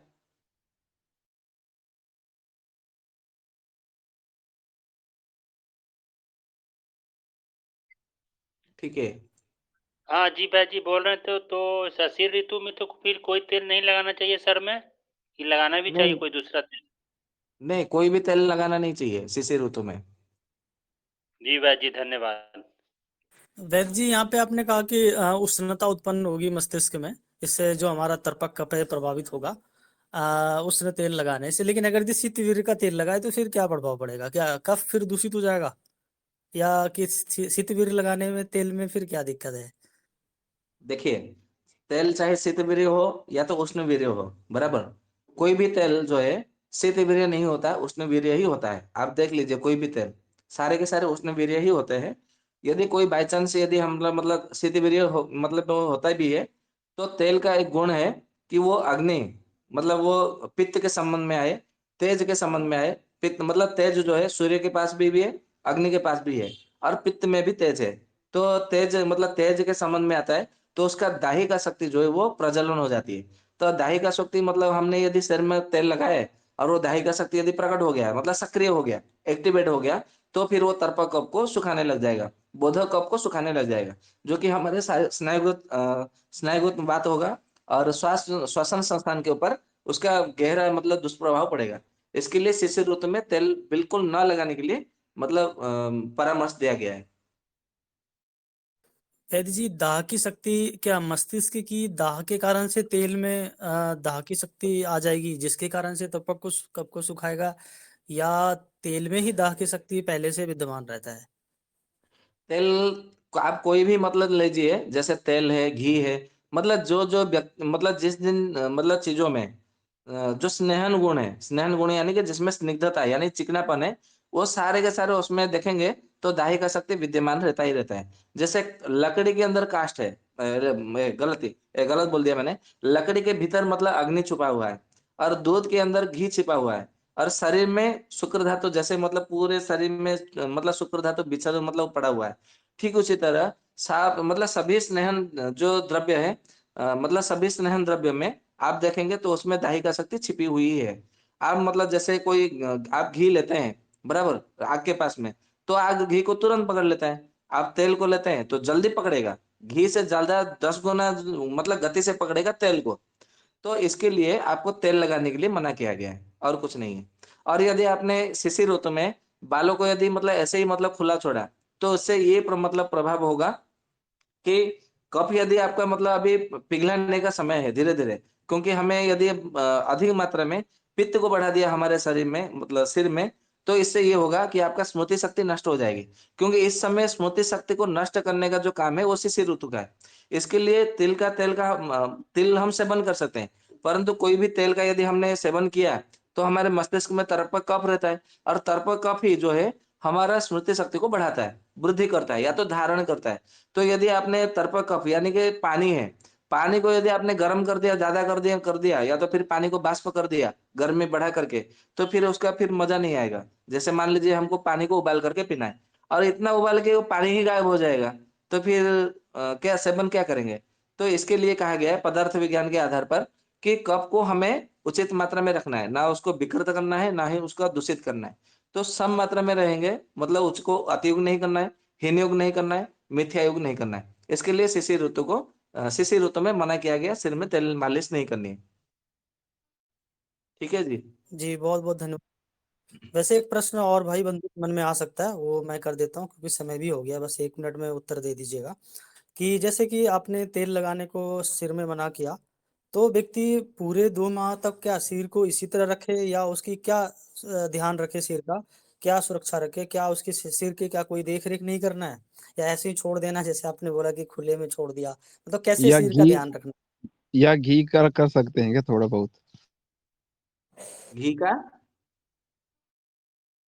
घी लगा सकते हैं क्या? नहीं, घी भी नहीं लगा सकते। मैं उसका उपाय भी बता देता हूँ और इसका उपाय जो है मतलब बृहद निघंटु रत्नाकर में इसका उपाय बताया गया है, परंतु मैं उस दिन मतलब भूल गया था, क्योंकि सभी बातें भी सभी हर समय मतलब याद भी नहीं रहता, क्योंकि मैं भी एक मतलब मनुष्य हूँ, हड्डी मांसधारी मतलब मनुष्य। तो मैं भूल गया था, आपने प्रश्न किया तो मुझे स्मरण हुआ आया। तो उसमें ऐसा कहा गया है, अभी जो शिशिर ऋतु है आपको तेल नहीं लगाना है, तो मतलब आपके बाल क्या होंगे, हो जाएंगे, तो सर भी मतलब रुक्ष हो जाएगा। तो रूखापन मतलब एक तरह से किसका गुण है? ना, ये वायु का गुण है, वायु को बढ़ाता है। तो वायु का आपको मतलब आपको इधर वायु समन कर रहे हैं, फिर आप मतलब उधर वायु बढ़ाएंगे, और वायु प्रधान ऋतु है, इसके लिए स्मरण शक्ति को नष्ट करता है। तो यदि सिर में यदि रुक्षापन बढ़ गया, तो एक तरह से वो परोक्ष भाव से वायु को बढ़ाएगा, तो वायु गुण को बढ़ाएगा, फिर आपका स्मरण शक्ति वो फिर डैमेज करेगा, मतलब वो कम कर देगा। तो इसके लिए एक उपाय बताया गया है कि आप मतलब आंवला लीजिए, जो काला-काला रंग का साबुत आंवला होता है, वो लीजिए, मुट्ठी भर लीजिए और उसको 1 कप पानी मतलब गर्म पानी में शाम के समय छोड़ दीजिए और रात भर ऐसे ही उसको छोड़ दीजिए, भिगोने के लिए छोड़ दीजिए, रात भर पड़ा रहने दीजिए। सुबह में क्या करना है, उसको नितार लेना है, उसको मंथना नहीं है, मतलब मर्दन नहीं करना है, उसको हिलाना नहीं है, कुछ नहीं करना है। उसको केवल ऊपर से पानी को नितार लेना है और उसी पानी से आपके बालों को धोना है, और ये शिशिर ऋतु के अंत तक आपको यही प्रक्रिया करनी है प्रतिदिन। मतलब आपको अपने बालों को प्रतिदिन धोना है, चाहे पुरुष हो, चाहे महिला हो, चाहे बच्चा हो या बुजुर्ग हो, कोई भी हो, आपको अपने बालों को प्रतिदिन आंवले के पानी से, इसको आंवला रस कहा गया है। आंवले को काला-काला जो आंवला मतलब मिलता है, सूखा आंवला मुट्ठी भर लेकर के उसको 1 कप पानी या तो आधा गिलास, किंतु गर्म पानी में डालना है, ठंडे पानी में नहीं डालना है, ये ध्यान में रखना है। तो यदि प्रतिदिन आंवला रस से यदि मतलब धोते हैं बालों को, तो उसमें रूखापन नहीं आएगा, क्योंकि मैं स्वयं प्रयोग कर रहा हूँ, तो मुझे अच्छा रूखापन नहीं है मेरे बालों में, ना ही मेरे बालों में कोई मैल है, ना कोई धूल है, ना ही मतलब मुझे कोई समस्या है। इसके लिए जो मैं, क्योंकि मैं स्वयं भी अनुभव करता हूँ। ऐसा नहीं है कि मतलब किताबों में लिखा है, तो मैं आ गया, आपको बता दिया, चला गया, ऐसा नहीं है। मैं स्वयं भी उसका अनुभव करके, प्रयोग करके उसका अनुभव लेता हूँ, फिर आप लोगों को बताता हूँ। इसलिए आप लोग भी इसका प्रयोग करिए, फिर इसक मुझे बताइए। मुझे क्या, पर सारे संसार को बताइए कि हाँ, ये सच में मतलब फ़ायदा करता है। और देखेंगे कि बाल भी मतलब है ना, जैसे तेल लगाते हैं, जैसे मतलब रहता है, मतलब चिकनाहट रहता है, तो ऐसे ही चिकनाहट भी बनाए रहता है। ये मेरा अनुभव है। तो आप लोग भी इसका प्रयोग करिए, फिर बताइए इसमें मतलब कितना फ़ायदा करता है। ठीक है? वैद्य जी वंदे आंवला मातरम। प्रति हाँ जी। ये आपने वैद्य जो जी की अभी अनुमति उपाय के हिसाब बताया से हम है, लोग लेकिन अभी उचित दिल्ली में समय तो हो गया बहुत है। सर्दी है। अच्छा, तो आपको मतलब मन में भय है कि आंवले के पानी से यदि धोएँगे तो आपके बालों को मतलब आपको सर्दी मतलब कफ हो जाएगा, यही ना? नहीं मतलब हाँ, सर्दी दिल्ली में तो बहुत सर्दी है इस वक्त, तो बहुत ज्यादा सर्दी है इस वक्त। तो अगर हम हाँ। रोज धोएंगे तो हमारे तो ठंड लग जाएगी हमको। आप एक काम करिए, आपको तो मैं उत्तर तो दे सकता हूँ, दे देता हूँ, कोई बात नहीं। आंवले का उसमें है ना, उसका मुख्य जो रस है, उसका कसाय रस है। ध्यान से सुनिएगा। तो कसाय रस क्या करता है? कफ और पित्त, ये दोनों को समन करता है। ये ध्यान से रखिएगा पहले, बराबर? तो उसमें आंवले में हम्म। कसाय रस है, इसके लिए इसका रस यदि आपने अपने बालों को धोया, तो कफ यदि मतलब दूषित कफ है, तो सारा का सारा दूषित कफ को निकाल देगा। और जिनको सर्दी है, खाँसी रहती है, इओसिनोफिलिया बढ़ा रहता है, टॉन्सिल बढ़ा हुआ हम्म। रहता है, जिनके मतलब सर में जो होता है ना साइनोसाइटिस रहता है, तो उनको स्नान जी करने के लिए जी। मना किया जाता है। जिनके दांतों हम्म। में कोई समस्या होती है, तो उनको स्नान करने के लिए मना किया जाता है। जिनके कानों से मवाद आती है, तो उनको नहाने के लिए मना किया जाता है। सर में पानी नहीं डालना। परंतु यदि, क्योंकि मैं रोगियों को प्रयोग कराता हूँ, तो उसमें मुझे कोई नुकसान नहीं मिला अभी तक। तो आप आंवले का रस से यदि आपने अपने बालों को धोते हैं, सर को धोते हैं, तो आप जी। मतलब किसी भी स्थिति में, आप कोई भी मतलब रोग में, आप आंवले का रस से यदि अपने बालों को धोते हैं, परंतु उसको घोटना नहीं है, ये ध्यान में रखना है। ऊपर से पानी को निकालना है। केवल आपको पानी ही चाहिए उसका, मतलब उसको आंवला रस कहा जाता है। ये ध्यान में रखना है। और उसको गर्म पानी में डालेंगे, मतलब उसमें से भाप निकल रहा हो, उबालता हुआ पानी में मुट्ठी भर मतलब आंवला लेकर के, काले-काले जो आंवले होते हैं, वो जो सूखा वाला साबुत आंवला, उसके जी लेकर जी के जी। डालना है। तो उसी से आप डालेंगे ना, तो यदि आपको सर्दी भी हुई होगी, जुकाम भी हुआ होगा, नाक बंद भी होगा, तो वो ठीक हो जाएगा 1-2 दिन में, बिना किसी औषधि के। आप प्रयोग करिए, फिर मुझे उसका परिणाम बताइए। तो उन्हीं उसी आंवला को हमको हमको डेली यूज करना है, उसी आंवला को ही, वही। मैं इसमें बता देता हूँ। जो मुट्ठी भर आप आंवला लेते हैं, जब तक उसमें जी। से काले-काले रस निकलते हैं, तब तक आपको उसको उपयोग करना है। मैंने देखा है कि 12 दिन, 13 दिन तक एक-एक मतलब वही आंवले को 12 दिन तक डालते रहेंगे ना, तो उसमें से काला-काला रस निकलता है। तो मैं तो 12 दिन, ठीक 13 है। दिन तक उपयोग करता हूँ। 12 दिन पे बाद में ठीक। फिर उसका काला-काला रस नहीं निकलता है, फिर उसको पीस करके बालों में लगाने के लिए रख देता हूँ, ये ग्रीष्म ऋतु में, बराबर? ये आंवले को आप रख रख सकते हैं। अपने उसको एक डिब्बे में अलग से चूर्ण बना करके रख सकते हैं, या तो ऐसे ही रख सकते हैं। जब ग्रीष्म ऋतु आएगा, तो मैं बताऊँगा कि उसका उपयोग कैसे करना है। फिर दूसरा मुट्ठी ठीक है। लीजिएगा, फिर वो 12 दिन तक चलेगा। ऐसा कर सकते हैं। ठीक है। ठीक है। हाँ ठीक। जी। एक चीज और पूछनी थी वैद्य जी मुझे, कि अभी आपने हाँ तिल जी। के बारे में बताया था, तो हम तिल को जैसे रात को 2 चम्मच तिल 1 गिलास पानी में डाल के सुबह उसको पी सकते हैं उसको?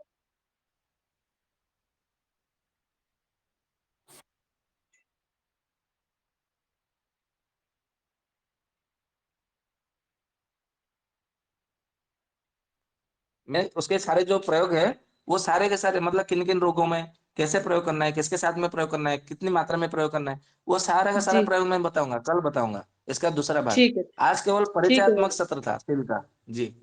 ठीक है, धन्यवाद धन्यवाद वैद्य जी। जी, वंदे मातरम। मैं यहाँ पे और एक मतलब मैं बताना चाहता हूँ, सूचना देना चाहता हूँ। ये तिल जो होता है ना, जो हमारे पाचक पित्त के अंतर्गत जो चर्चा होगी, पाचक पित्त में, तो आयुर्वेद में पाचक पित्त के अंतर्गत 64 द्रव्यों को हमारे रसोई घर में रखने के लिए कहा गया है। कितना? 64 द्रव्य, ऐसा कह सकते हैं, मतलब कहा गया है। और यदि आधुनिक दृष्टिकोण से यदि मैं बताऊं आप लोगों को, तो मैंने उसका नाम दिया है इंसाइक्लोपीडिया। आप मतलब आप समझ सकते हैं जो अंग्रेजी मतलब जानते हैं। तो मतलब जो चरक जी ने कहा है, चरक जी का, चरक जी, सुश्रुत जी, बागभट्ट जी, सभी आचार्यों ने उसको एक मत में मतलब स्वीकार किया है, मुक्त कंठ से स्वीकार किया है कि ये पाचक पित्त के अंतर्गत जो है ये 64 द्रव्य होना ही चाहिए और हर घर के रसोई घर में होना चाहिए। तो जब पाचक पित्त के ऊपर जब हमारी चर्चा होगी, तो मैंने कई बार कहा है कि वो 6 महीना 8 महीना तक चलेगा। परंतु किसी ने मुझे प्रश्न नहीं किया तो पाचक पित्त इतना लंबा क्यों चलेगा? तो इसीलिए चलेगा क्योंकि उसमें 64 द्रव्यों के विषय में चर्चा करनी है। तो ये 64 द्रव्यों में से ये काला तिल भी आता है। काला तिल, सफेद तिल, लाल तिल, बन्ने तिल, ये भी तिल आ जाते हैं। तो अभी हम क्योंकि तिल के विषय में भी चर्चा कर रहे हैं, तो पाचक पित्त के अंतर्गत फिर तिल की चर्चा नहीं होगी। परंतु मैं उसमें केवल सूचना दे दूंगा कि आप तिल का भी विषय सुन लीजिएगा। ठीक है? तो ये सूचना देना बाकी रह गया था।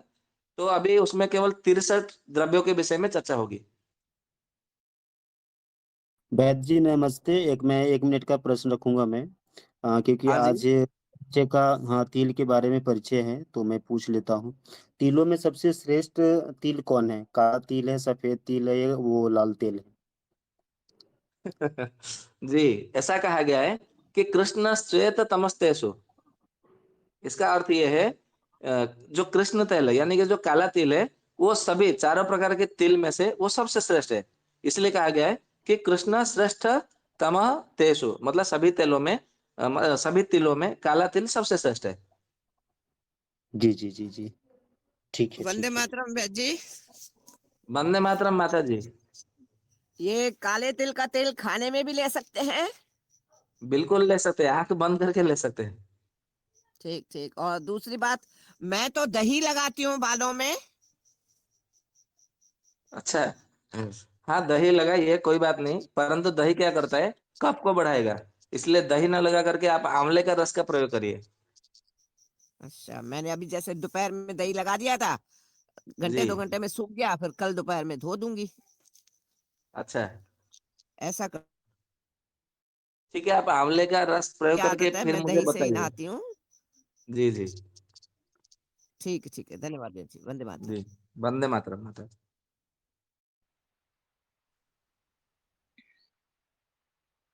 तो दीपक आचार्य भैया जी। अभी, हाँ बता दीजिए, आपका आखिरी अंतिम प्रश्न रहेगा, उसके बाद में शांति पाठ कर देंगे। ठीक है, थैंक यू। बताइए। आचार्य जी, हम पूछ रहे थे ना, बस जैसे कि आज जैसे कि अपना ये अभी हुआ ना 14 जनवरी, 15 जनवरी को खिचड़ी था, ठीक है, तो हम लोग इसके बाद बोला जाता है कि खिचड़ी हल्का खाएं, मुझे ऐसा कहा गया है। और एक जैसे कि एक बसौड़ा होता है, कोई जी त्योहार, उसमें बासी खाया जाता है, जैसे राजीव जी का कोई वीडियो हम देख रहे थे उसमें उन्होंने बोला। और एक हम बस हम अपना क्वेश्चन इसमें है होली में यहाँ पे देखते हैं यूपी साइड सब गुजिया खाते हैं, तो क्या उसके बाद गुजिया खाना चाहिए, जबकि वो तो गुरु हो गया ना। जीरा, आप जीरे की बात कर रहे हैं? गुजिया वो जो उसको बनाया जाता है, क्या उसमें वो मैदा उदा का बना के ऐसे बनाते हैं ना, मतलब होली होली के पे दिन, बनाया होली। जाता है, होली पर। ये आप जो जिया के विषय में बात कर रहे हैं, मुझे तो जिया मैं पहली बार सुन रहा हूँ। मुझे तो मालूम नहीं जिया क्या होता है, उसको कैसे बनाया जाता है, किस चीज से बनता है। भुजिया भुजिया वैद्य जी, भुजिया ये गुजिया है, भुजिया कह रहे गुजिया हैं। बनाते हैं, ये होली पे बनाते हैं यहाँ पे। अच्छा, तो होली तो वो वसंत मीठा ऋतु में मीठा आता है। होता है, मीठा होता है ये, मीठा। वो तो वसंत ऋतु में आता है, वो अभी शिशिर ऋतु चल रहा है।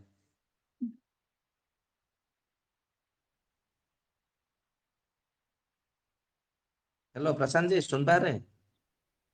जी, लेकिन जैसे हमारा क्वेश्चन था, जैसे कि अभी खिचड़ी हुआ अभी हमारा, तो ये हमने जी खिचड़ी बनाया अभी, तो सब बोले कि अभी हल्का भोजन शुरू हो गया, ठीक है।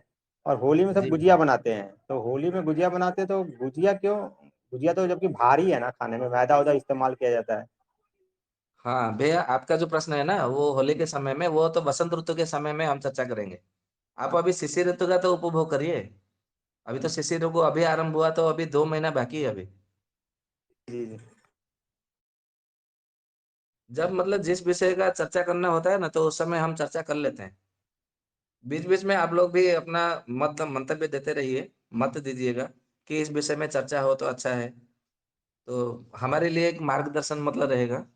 आप सबके लिए भी मतलब अनुरोध है कि बीच बीच में हमें भी बता अवगत कराते रहिए।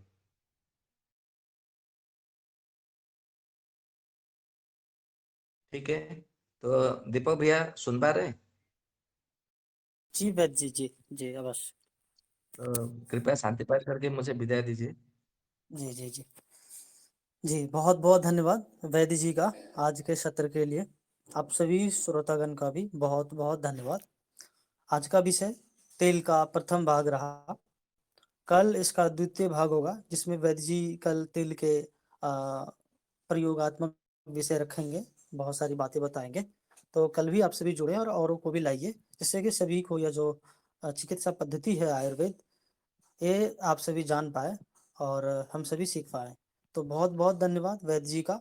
इसी तरह आप सभी सीखते रहिए, समझते रहिए, औरों को स्वस्थ कीजिए, औरों को ज्ञान बढ़ाइए, और ये जो आयुर्वेद की परंपरा है सीखने और सिखाने की, इसको हम सभी निरंतर बढ़ाते रहें। और जो वैदिक विद्या, जो एक महान विद्या है, इन सभी का पान हम सभी करें, और जब तक जीवन है तब तक एक दूसरे का सहयोग, आरोग्य रूपी दान, आरोग्य का दान, आयुर्वेद का दान हम सभी सबको करते रहें। तो बहुत बहुत धन्यवाद आप सभी का। हम सभी शांति पाठ करके सत्र का समापन करते हैं। ओम ध्यो शांतिरंतरिक्षम शांति, पृथ्वी शांतिरापः शांतिरोषधयः शांतिः, वनस्पतयः शांतिर्विश्वे देवाः शांतिर्ब्रह्म शांतिः।